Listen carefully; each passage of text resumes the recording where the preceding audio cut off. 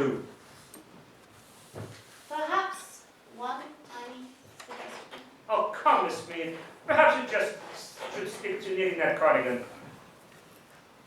One tiny change would make your mystery mysterious. Reverse the roles.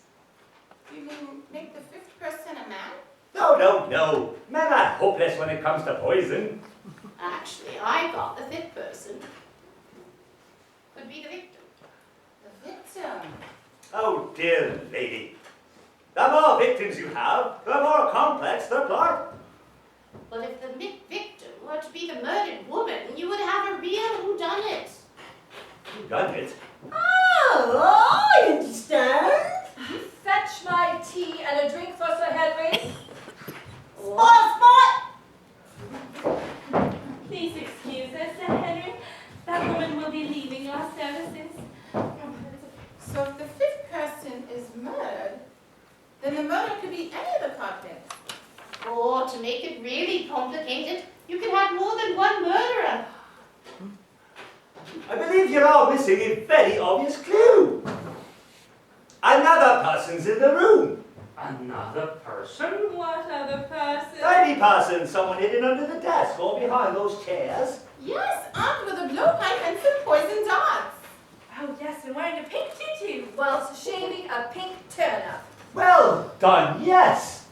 Or maybe there was a minor earth tremor in this exact part of the room. Oh, they were killed by an earthquake? Yes, simultaneously. One must beware. The crime writer depicting the police as dim-witted plodders who wouldn't know their truncheon from a teapot. Why, look at me. Would anyone ever call me thick? I was never much good at rhetorical questions. Ah, excellent work, old chap. What a stroke of luck. You hit in the area. Well, Miss Mead, a policeman's mind is a wonder to behold. I could not have put it better myself. I'm ever so grateful, Sir Henry. You've helped me rewrite my mystery. Oh, I expect I'll receive the appropriate acknowledgments once the jolly good thing's published. Oh, the moment it's published, old chap. The moment it's published. But Sir Henry, I was wondering, could I possibly outline another one of my plots? No! My dear lady, I'd be delighted. That'll be Pens. Pens! I do apologize, Henry. She's really quite slow. Ah, at last! Sorry, sir. Had to find the best whiskey for Sir Henry. The first 3 bottles weren't up to scratch. Pims, what's happened to your hand? It's a darn much trap. Haven't you caught that mouse yet? It's got a life of its own. Where was it last seen? Running around the West End. Sir Henry, we have a mousetrap that has served our family for generations. They do say that a good mousetrap will last forever. Now then, Scotch and soda, Henry? Rather. Right, Pims. Tea for the ladies, and I will have a body in the library. Do forgive me, Mr. Wallaman, but I thought you said I'll have a body in the library. Yes, it's the latest cocktail, a body in the library. My usual, Pims. Your usual what, sir? My usual cocktail, a body in the library. Will that be shaken or stabbed, sir?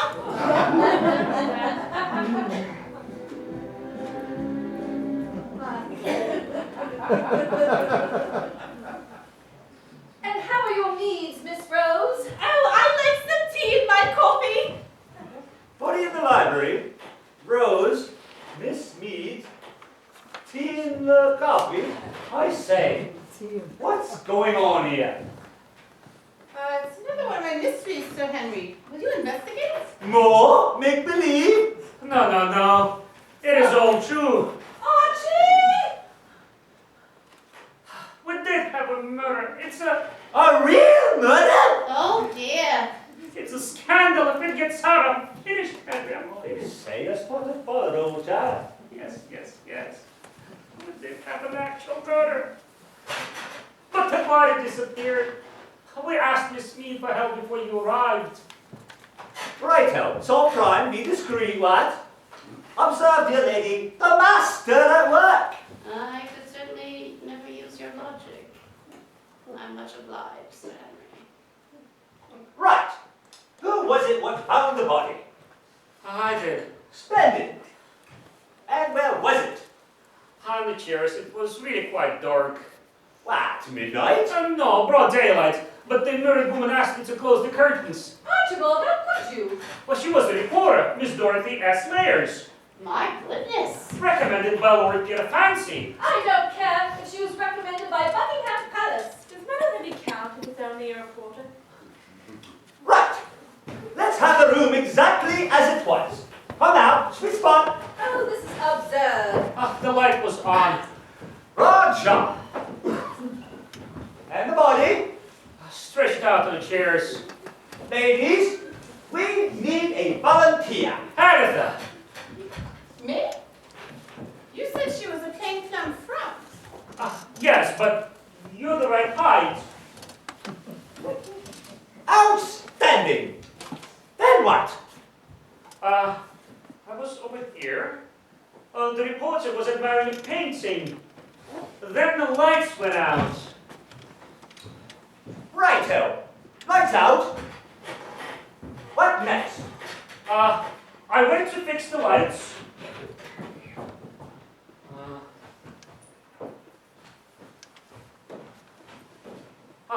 Went here and turned the lights on. Jolly good. Agatha? What happened next? I called for help and Pimps came in. Well, I came into the room and saw Mr. Waterman and the body. Are you sure she was dead? At the time I did. She even had clothes pegged on her nose and a pocket full of rye. Sounds like a whiskey drinking domestic. Then Mr. Waterman went to tell the others. Yes? And that's when. Yes? Well, That's when. Can I sit up now? It's not much fun being dead. Don't speak. Don't anybody speak. I'm certain I've solved it. You have? I believe a second person entered this room. Probably a tall, dark stranger. With no connection whatsoever with this fine, upstanding, and respectable family. Muttering something about unrequited love. Then took the body away to Through the freezer. But that's exactly what did happen. Blimey. That sort of deduction is elementary for a first-rate detective. Ooh, brilliant work, Sir Henry. Oh, you're such a genius. The local police will make routine inquiries, but I see no reason why this highly respectable household should ever be troubled again. oh, thank you, Sir Henry. Oh, But if there's been a murder, we just can't forget it. that's precisely what we'll do. Agatha, we have just witnessed the work of a truly outstanding detective. But Sir Henry, are you absolutely sure you're correct? Oh, madam. In fiction, the police may be flawed, but in real life, we are never wrong. Ooh, Miss Mead, it appears that the police are really quite smart after all. So it would seem, but can't help wondering how the lights went out. Oh, the misguided novice. Could be a moist wiring. Could be a lightning strike. It could be anything. But is it possible that the lights were turned off by the murdered woman? Oh, there you have it. The part-time, well-meaning, yet hopeless do-gooder. So then, why was she murdered? And how could she find the switch in the dark? Perhaps she was familiar with the layout of the room. Oh, Miss Mead, these wild guesses have gone far enough. Sir Henry has solved the mystery. This may be a case of no body, no murder. Welly, welly, well. What a quaint dear lady you are. The only person who can answer that question is Pims. That is true. Pims was alone in the room when the body vanished. Oh, we can't rely on a senile servant. She probably invented the entire ridiculous tale. Oh, come on, Pims. Let us hear the truth. Pims, remember we are currently considering your employment. Well, I came in the room and... Yes? Oh, the pain! It just won't end! It's a mouse trap. The mouse trap? Pims! I think she fainted. Oh, it may be fatal. How sad, she's dead. No, I give them a pulse. Come on, Pims. I have a list of doctors. No. She's coming around. Now, stand back. Give us some air. Good heavens, is that the time? I really must be going. Oh, so soon, Miss Mead. Won't you stay for tea? Oh, no, thank you. I'm meeting my friend, Mrs. McCullough, on the 540 from Stuffington. Well, wouldn't you know it? I must be cutting along too. Ladies, it was a pleasure to meet you, and pray don't concern yourself with that body in the library. Mum's the word. I will see you out. Oh, please call again, Miss Mead. Yes, thank you. Good afternoon. Cheerio, lad.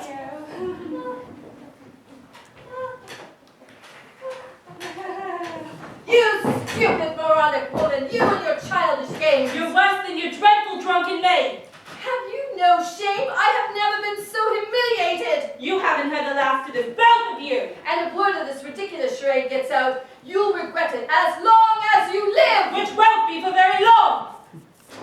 You stupid, horny woman! You childish games! I just said that! You are worth less than you dreadful drunken maid! I just said that. Your pathetic stories are an abysmal failure. You're an abysmal failure. It was you who found the body in the library. There was no body in the library. My mystery fooled you as a police. I wasn't fooled for an instant. I know exactly what happened. I know, I'm the maid. Oh, no. You sit down. I haven't finished with you yet. It's me. Sorry to barge in, but I seem to have misplaced my spectacles. Good job. Yes. I'm always losing them. Well, once I found them on my head. Oh, here they are. Well done, Miss Mead. Well done. Thank you. One must make allowances for old age. Your mind is as sharp as ever, Miss Mead. You think so? You're too kind. I must say I did notice that clothes peg on the floor, Mrs. Wellerman. Must have dropped it on your haste upon leaving the room. Oh, I must be going. Nice to see you all again. Good afternoon. Goodbye, Miss Mead. Bye.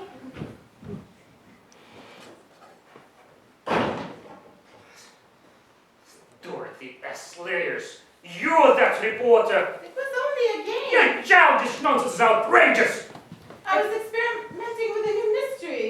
You degraded us all. I wasn't degraded. You, get out! I will deal with you later. Oh, Archibald, for heaven's sakes, dismiss her now! Oh, no. Dismissal is too good for our Pims. I have something special in mind for her. May I remind you, Archibald, Pims is my maid. I control her employment. I will thank you to be quiet, Agatha, all of you. I have something important to say. And about time. Your idiotic mysteries have nearly cost this family its honor and reputation. It's unforgivable. Oh, come now, Archibald. That dopey detective thinks he solved a murder which didn't happen. I've improved my mystery, and Miss Mary Mead knows it was all a silly prank. Oh, what a perfect description of your writing.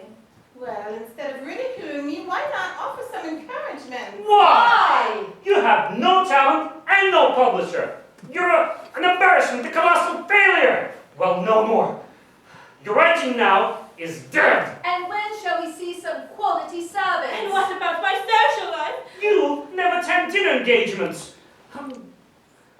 I can't even remember the last time you hosted a dinner party. Good Lord, woman, you are my wife. You are supposed to do those things. A real wife does do those things. I'm confused, Archibald. Not too long ago in this very room, you said a woman should have a career. Well, fortunately, I knew all along it was you pretending to be that reporter. Oh, come now, Archibald. Even my worst plots are more credible than that. Enough!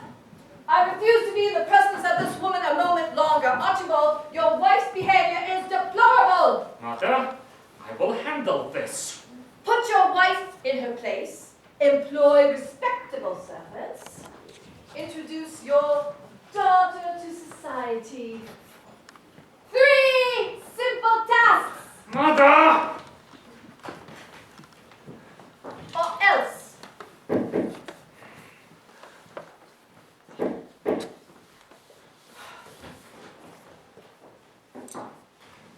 Oh, Father, I simply have to say this. Not now, Elvira. You have to consider a